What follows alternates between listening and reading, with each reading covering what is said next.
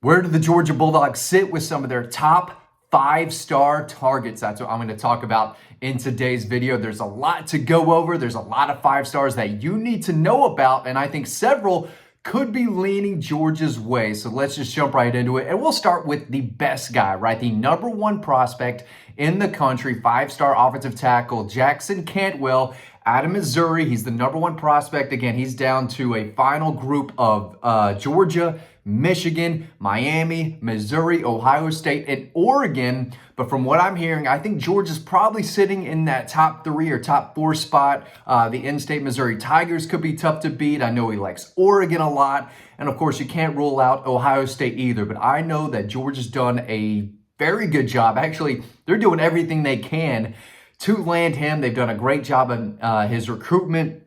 He's been high on Georgia from the very beginning. He's taken a lot of visits to Athens over time, and he will be taking his official visit to Georgia the weekend of June 6th. So, this is not a slam dunk to Georgia or anything like that, but, still several schools involved.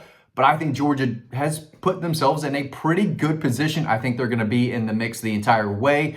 I can see him ending up at Georgia, but still, they're going to have to fight off the local Missouri Tigers, Oregon, and Ohio State. I think they're probably sitting in a better position than Miami and Michigan at this time, but still, this is a guy that I can see in Athens, but they've got to close, right? They've got to win him and his family over, and they will have an opportunity to do that the weekend of June 6th. Here's what Jackson Cantwell has said about Georgia in the past. He said, Coach Smart is a proven winner who has built a college football dynasty. Coach Searles has an incredible development and has been a very good offensive line coach that plays a lot of guys and gets them drafted. Georgia's culture is special in that they are a consistent winner, makes them special as well. Moving along, of course, 5-star quarterback Jared Curtis is a name to continue to keep an eye on. I think Oregon probably sits in the best position right now. He's coming off a multi-day visit to Oregon, but he's going to be in Athens on Thursday. And then I think that's going to be a multi-day visit as well. So March 13th on Thursday is when Jared Curtis will be in town. He's the number 1 quarterback, number 5 overall prospect, threw for just under 3,000 yards last year, 40 touchdowns, just 3 interceptions, ran for 637 more yards, 18 touchdowns. He will take his official visit to Georgia the weekend of June 13th. So again, they're going to have to win him over, use NIL, the development, right? They're going to have to hit every box to land him. He was previously committed to Georgia before. I think his family is all in on Georgia. I believe his mom is very pro-Georgia, but they're going to have to beat out Oregon, who's going to do everything they can to land Jared Curtis. But I still think Georgia's very much in the mix. Not saying they lead, but I'm saying it wouldn't shock me to see him end up at Georgia. It would surprise me a little bit. It wouldn't shock me. So I'm not completely saying Georgia's, 100% out of the mix here.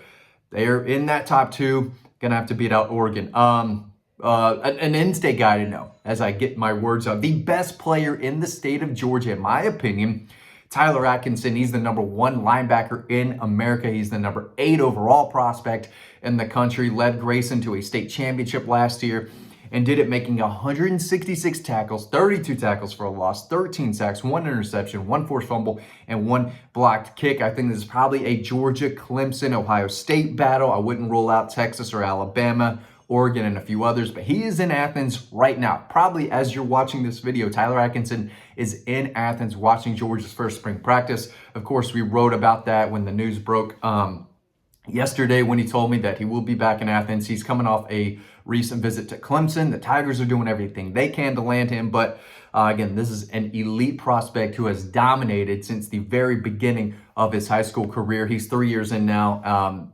Dude checks all the boxes: size, speed, instincts, toughness, competitiveness. The guy does it all, and he was a big reason why Grayson won a state championship last year. Georgia's done everything they can.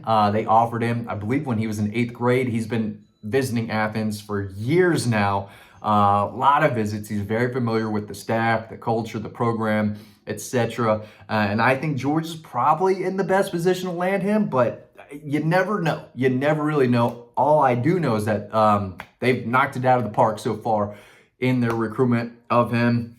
Again, several schools are still involved here. Georgia's going to have to beat out some other big-time programs to land him, but There's an in-state kid from the metro Atlanta area, number one linebacker in the country. I'm not ruling out Glenn Schumann here. I'm not doubting Glenn Schumann, so I do think Georgia sits in a pretty good position right now to land him. What about the number one running back in the country, Savion Heiter, 5'11", 200 pounds. I think Georgia's probably running second right now to Michigan.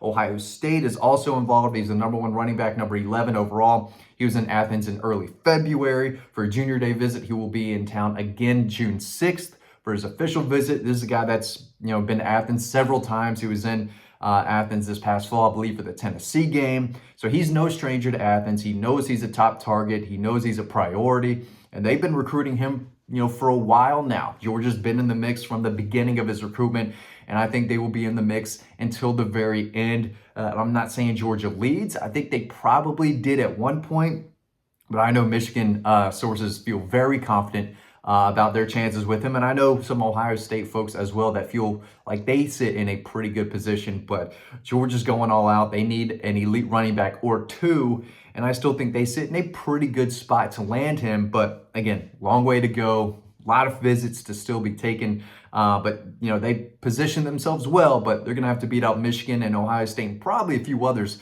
to land him. But right now, they are firmly in the mix and have done a great job with his recruitment. Five-star Brandon Arrington out of California. He's the number one cornerback, number one cornerback, number 12 overall prospect in the country. Shutdown cornerback on defense, but also caught 31 passes at wide receiver last year for 527 yards, 5 touchdowns, 6'3", 180. So he's long, he's athletic, but he can run. The kid can absolutely fly. His speed is a big reason why he's ranked where he's at. He's going to be in town March 21st for an unofficial visit. We'll see if he schedules an official visit to Georgia, but Georgia's in his top 6, right? Take that for what it's worth. He has listed a top group: Georgia, Alabama, Texas A&M, Penn State, Oregon, and USC. He's got a good relationship with Georgia's defensive backs coach, Dante Williams, who was previously at USC, and they've had a pretty good relationship for years now. So he knows Coach Williams from his days at Southern Cal, so there is a connection there. So wouldn't surprise me if Georgia end up landing an official visit. I just haven't confirmed that he's taking one anytime soon, but he will be in town later this month, March 21st. We'll see how that visit goes. Anthony Jones is the number 2 linebacker, number 18 overall prospect. He's out of Mobile. Georgia's in his top 5. Possible visit this spring. I don't think he's made an announcement yet, or hasn't told me. Solid relationship with Glenn Schumann. Looks probably like an Alabama-Auburn battle, but I think Georgia is a dark horse right there. Not completely out of it, but I do think they're behind those 2 in-state schools. Jordan Edmonds, the number 2 cornerback prospect in America, number 17 overall. This guy has seen his stock absolutely soar, go through the roof this winter. He is now a 5-star prospect, and again, one of the hottest prospects in the country, really. But he plays out of Sprayberry. Kind of lean, athletic. He's fundamentally sound. He's not the biggest guy, which is not a bad thing. He's not the fastest guy, but you talk about a guy with great footwork, with loose hips, who can turn, and he's fast enough to cover speedy receivers, and he's got length, he's got ball skills, caught a lot of passes for Sprayberry last year, was a complete lockdown cornerback defensively, but he can do a lot of things for you in all 3 phases of the game. But he's a guy that with that length and those instincts and the ball skills and the technically sound footwork and all that stuff, he's got the intangibles. That's a reason why he has shot up the rankings in the 26 class, and he's now a 5-star, another in-state 5-star, one of the best in the state, in the South, and across the country. Now, Georgia-Alabama battle was supposed to commit last month, held off. I do think Alabama's probably the team out in front, but I do think Georgia's going to do whatever they can to try to bring this kid in. He got an offer from Georgia almost a full year ago. So it's not like this guy is just now on Georgia's radar. They've known about him for a while. So definitely an in-state cornerback who just recently earned his 5th star to keep a close eye on. And then there's Mark Bowman, a guy I've talked about for a long time now. He was one of the best players in the country from the 27 class. He reclassified to 2026, and he's still one of the best prospects in America. Out of Mater Dei, 6'4", 230, ranked right now as the number 2 tight end prospect, number 20 overall, and that's with him being a full year younger than all these players ranked around him.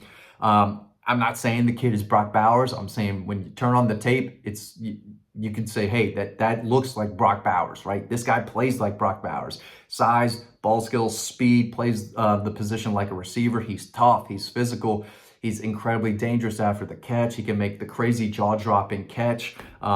Where's number 19? So again, you turn on the film, he made play after play as a freshman for Mater Dei, the best program in the country, and he did it in his first year. So again, I don't think we're not going to say anything close to Brock Bowers anytime soon, but Mark Bowman sure looks like it on film and kind of plays that same style and plays that same way. Caught 32 passes last year, basically as a sophomore for 435 yards, 8 touchdowns. The numbers aren't jaw-dropping, but again, that's a program that has a lot of tools, a lot of weapons, so it's not like they're feeding him the ball consistently. But the guy is an absolute baller. He is a major Georgia target, has been for a couple years now. But, USC, Alabama, Texas, a lot of other programs in the mix. I think Georgia will be one of his finalists. I'm not saying they lead or anything, but I'm saying Todd Hartley is going to go all out, do everything he can to land this kid because he is special.